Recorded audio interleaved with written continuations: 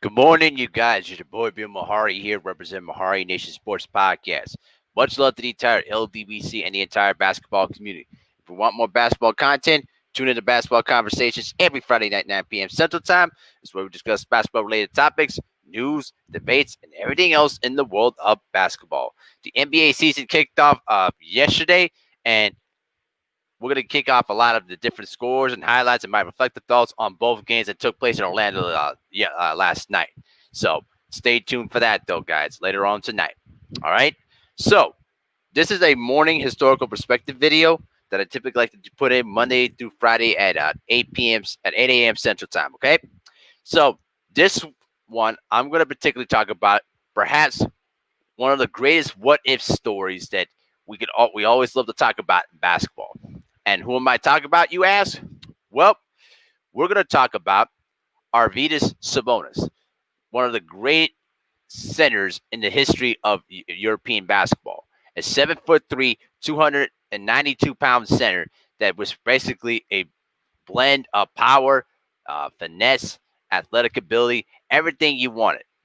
Great court vision, shooting, rugged game mentality, and ultimate versatility. You could play high post, low post, wherever you wanted to do, and you could also do pick and pop with Sabonis. In fact, he would be perfect in today's basketball, considering how much they can utilize the three-point line. But the sad part about Sabonis is that we never got to really see the full arsenal of his entire game because of injuries and because of all different types of political circumstances that really pretty much derailed his opportunity to really make a huge name for himself in the NBA. But let's gonna talk about his early childhood. Okay, he pretty much grew up in Lithuania, and basically in the Soviet Union. And during that time, both the Soviet Union and the U.S. were involved in a political Cold War. Okay, and he started playing basketball at the age of 13.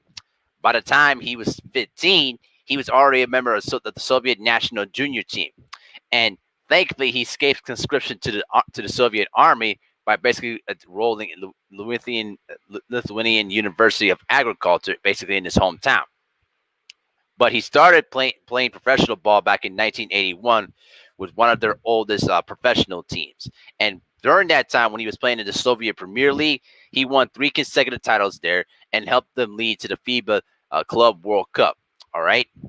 Then, pretty much in between those years, he was pretty much a regular of the Soviet basketball team.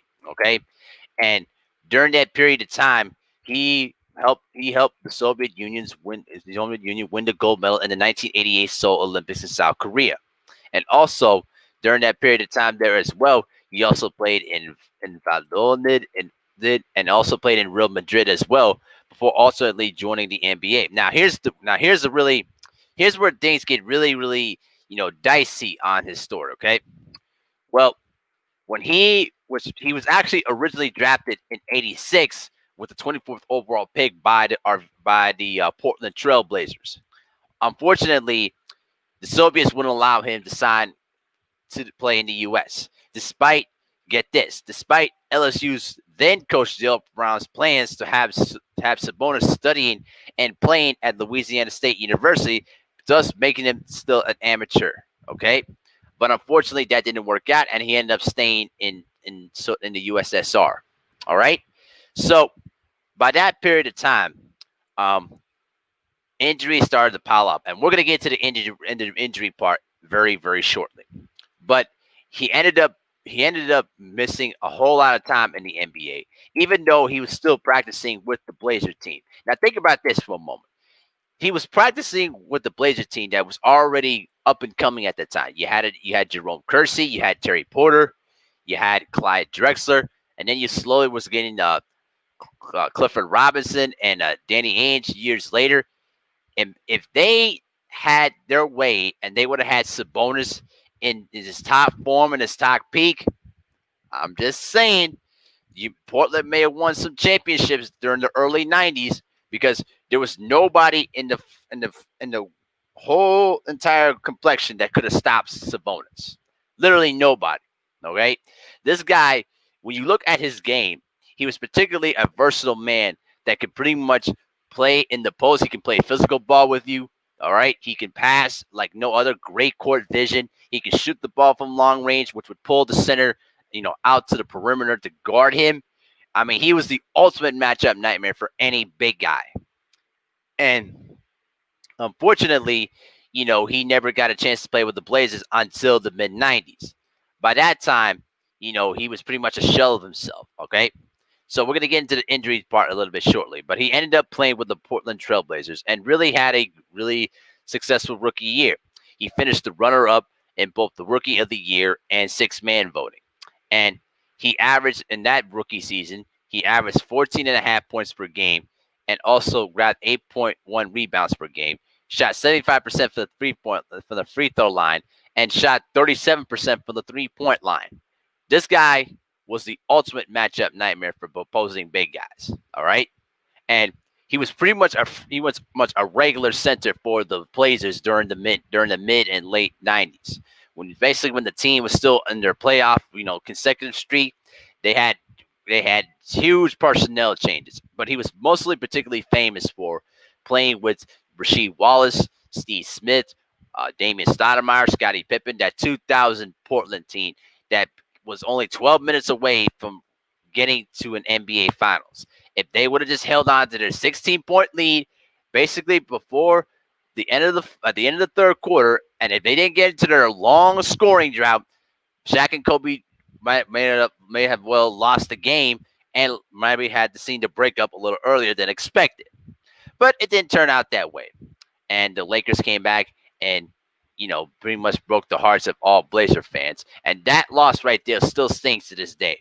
If they went on to win that game, they went on to win the championship. No doubt in my mind.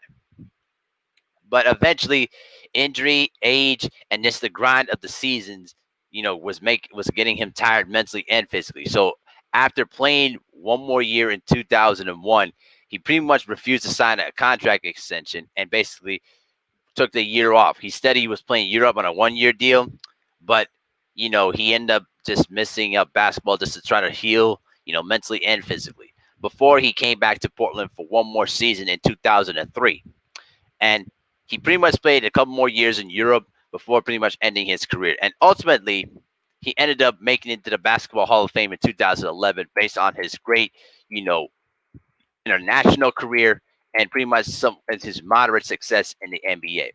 Now we're gonna get into the injury portion of things very, very shortly because this is the most important part of this story. Okay, get this, you guys. During the 80s, okay, the, Arvydas Sabonis was playing on heavy schedule time because he was playing and representing his country at the Soviet Union, right?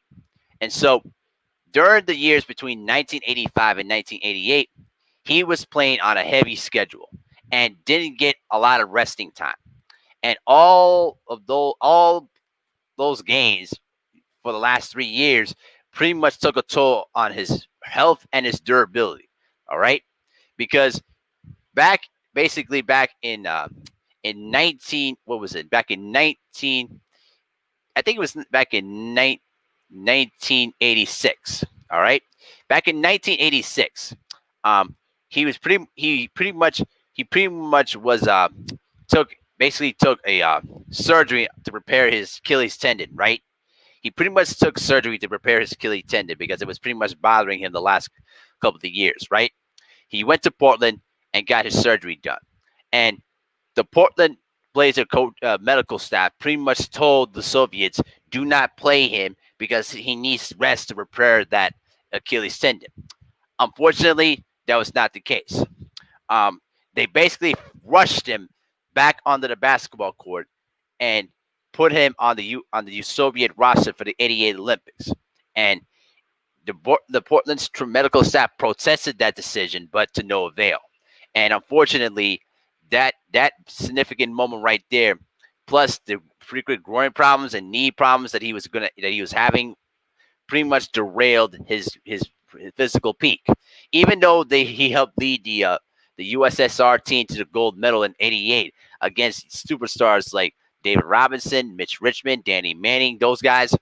Unfortunately, you know, all those injuries, came into play here, which really raises the major question. Okay, which raises the major question. how good this man could have been if he never had those injuries and was never forced, wasn't rushed to get back into basketball. Because let's be real here, it was basically all due to Soviet Union and USS and the U.S. Cold War politics at the time. All right, that had a lot to do with it. If he didn't had those injuries and he was able to get to the NBA, in his mid 20s, can you imagine what he was able to do? All right, this guy could have been a top three, top four center during the 80s and during the 90s. He would have made Shaquille O'Neal, Patrick Ewing, Akeem Olajuwon, those great centers. He would have made those guys look mortal to the things that he could have done. All right. This is the kind of player that utilize post moves. He can overpower you. He can shoot the ball. He can pass. This guy was the ultimate productive center, but it was stripped away due to injuries and due to the fact that they rushed the man early.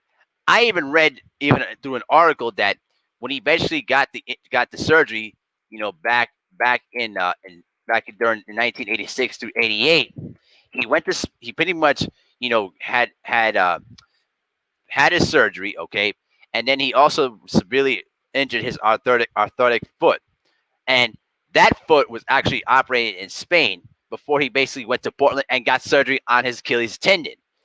Then, do you know what the worst part is? The foot actually turned out to be infected. I mean, think about it, guys. You're battling knee injuries. You're battling a ruptured Achilles tendon that you just had surgery on. Then you had a severely arthritic foot that basically got infected. I mean, think about it, guys. This is the kind of guy that was pretty much going through injuries nonstop, and his body just kept betraying him. They just rushed him back on the floor so badly to try to defend their gold medal that it pretty much cost him his prime years. You think about this though, guys. Sabonis, if Sabonis would have played with the Blazers with Terry Porter, Drexler, Buck Williams, and Clifford Robinson, I mean, they could have won at least what two to four championships, and they probably would have stopped Michael Jordan from winning one of those championships. I think they would have beaten the Bulls in '92, and I think with his presence, all right, they would have at least gotten two or three more championships. They would have stopped the Bulls one of those years. They would have stopped the Rockets. All right, they would have stopped you know the Spurs from even becoming championship contending level. All right, because Sabonis' presence on the floor creates matchup problems. I'm telling you, he is a kind of person that is one of the greatest what if stories. What if Sabonis never gotten hurt? And what if Sabonis was allowed to play in the NBA when he was actually drafted on time? That's one of the greatest questions that we'll never have the answer to. All right. So even so, now his son Demontis Sabonis is now playing in the NBA currently at this moment. He's also right now. Demontis Sabonis is now playing for the Indiana Pacers, and he's actually a really good player. He's not that he's a decent player. I give him that. But I will say this though. I will say that with Sabonis, um, the career that he had, he was one of the very first European players to really make an impact on the basketball scene. I think without his presence, without his influence, I don't think there would have been a lot of European players that would have had the game that he had. Because what you see in Sabonis is a lot like what you see in today's basketball. A big guy that can shoot the ball from range, who can post up, and the rarest thing that he had that not many centers have was excellent passing. He had a really outstanding IQ. Even when he was through the injuries that he went through in Portland, even through all those injuries, he still was able to give you at least 14 to 15 points per game.